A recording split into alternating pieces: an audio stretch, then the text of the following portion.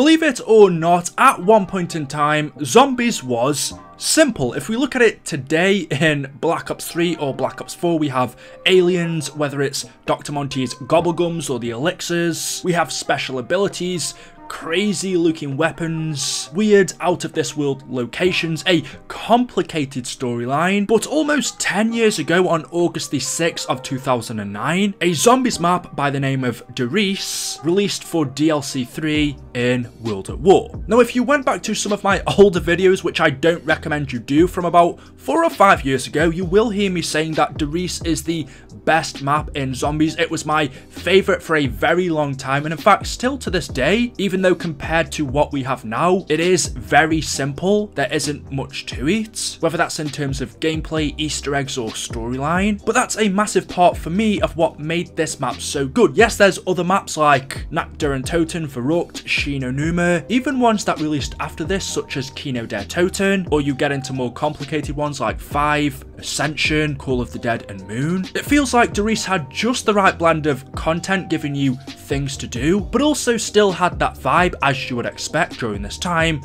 of what made zombies so good. And so in this video I thought I'd discuss why a map like this, even today, in my opinion, is still one of the best, and why it makes it into my top 10. First off, Riese really was the beginning of our zombie storyline. Yes, we had Nacht, Verrucht and Shino Numa before this, but in terms of story, all of those maps take place after Riese. And even without that, in-game, those maps don't really have a story anyway. Riese had radios. You could even say it sort of had a main Easter egg. Yes, it was nothing big. However, we know in the remastered version of this map, which is the Giant, this Easter egg, which is pretty much exactly the same, is very important. Without it, the beacon wouldn't have been lit and Maxis wouldn't have known where the Primus crew were. But more importantly, this is where our zombie storyline began. This is where Group 935 was founded. We know Richthofen made his Wunderwaffe here, the Wunderwaffe. This is where him, Maxis and Schuster also made the teleporters. A lot of our perks were made at this facility. So in terms of storyline, it is probably one of, if not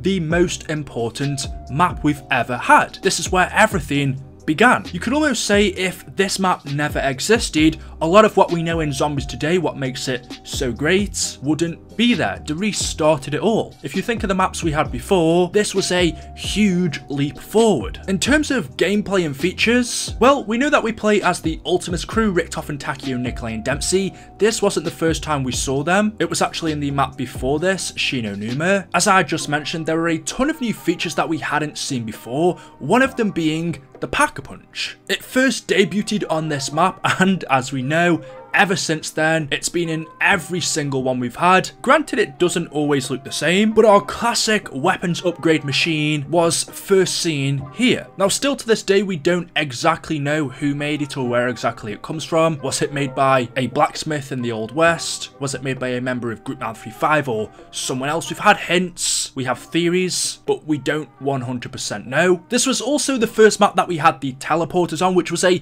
different way of traveling around the map and brought a whole new aspect in it. I'm not gonna lie, I didn't really use them that much. The map itself is pretty small and they did cost points to use, but it was a good emergency escape method. If you were getting trapped in a room, you could quickly get in one and teleport to the other side of the map, which could be useful. Then there was a few other things such as a power switch that wasn't really new. There weren't any new perks on this map, and the layout was pretty small. I don't know the specifics, but I feel like it's maybe just a little bit bigger than Shino Numa, or around about the same size. But it doesn't feel small and it doesn't feel too big. It actually feels just right, and I think that's because of the layouts. There are upper and lower floors, there are catwalks, there are little shortcuts and bridges to get from one side of the map to another. There are walls and gates separating each section, and there are 3 different main areas, or 4 if you want to count it as that. There are the 3 different rooms where the teleporters are, and then there is the middle main area where you spawn, which is where the mainframe is. Usually if you are playing, you would train in one of these 4 areas, or what a lot of people would do is camp on the catwalk. I'm sure you all know what I'm on about if you've played. Near the power switch and the teleporter, where the mystery box can spawn, camping up on this catwalk could be a pretty easy method to get to high rounds. And so in terms of gameplay, it was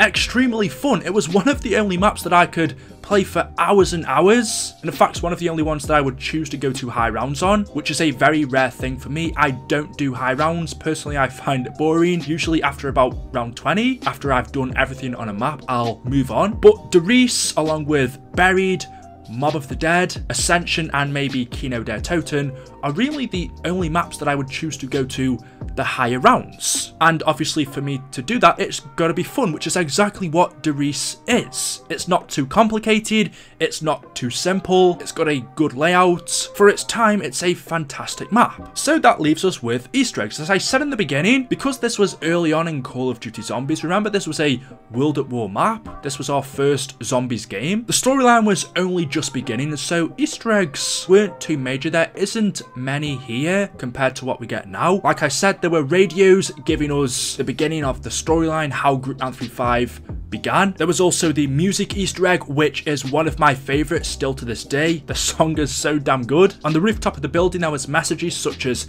help and SOS. There was Samantha's hide and seek Easter egg, which involved us finding items that belonged to her around the map. And one of the more famous ones is where you throw the monkey bomb into the furnace and it begins to scream. So there were a few fun things to find, although nothing major. And then finally, I forgot to mention this, how could I, when it's one of the most iconic, but the Wonder Weapon, the Wunderwaffe DG2, was a lot of people's favourite. In terms of killing zombies, it was okay. In fact, for this map, it suited it perfectly. Maybe for a different, more open one, it's not the best just because of the amount of zombies it can kill, but it's an iconic weapon. So overall, Riese was a fantastic map. With it being almost 10 years old, still to this day, if you don't include the graphics, which aren't that bad, it still holds up. And we know that because this map got a remaster. The Giant in Black Ops 3 was a remastered version of it. The only real additions were the snow that falls from the sky, the Gobblegun machines, which were a welcome addition, but that was about it. And again, the Giant is a great map. For something like Riese to be remastered, with it having to compete against maps such as Shadows of Evil, or ones that we got later on like Riese, Gorod, Zetsubo, Revelations, I think in Black Ops 3, in that game, it can hold its own. It's not as complicated, because remember in BO3 we did have things like aliens and stuff like that. The Zombies storyline had definitely evolved, but Riese, or the Giant, was still there. It was its simple self, and it's just a great map. It just reminds you of the simpler times of Zombies and what made it so good. I'm not saying that it's bad now, it isn't, but it can show you that sometimes simpler is better. And maybe Treyarch should remember, this is what made Zombies so good in the first place. This is what a lot of people fell in love with. Why don't we just try and make a map like this again? So anyway guys, there we go. That is it. That is all I have for you for today's video. As always, hopefully you have enjoyed. If you have, you know what to do. Drop a like rating if you want to. If not, it's totally fine. Make sure you are subscribed to stay up to date with the latest videos on the channel. Thank you for watching, and I'll see you in the next one. Goodbye.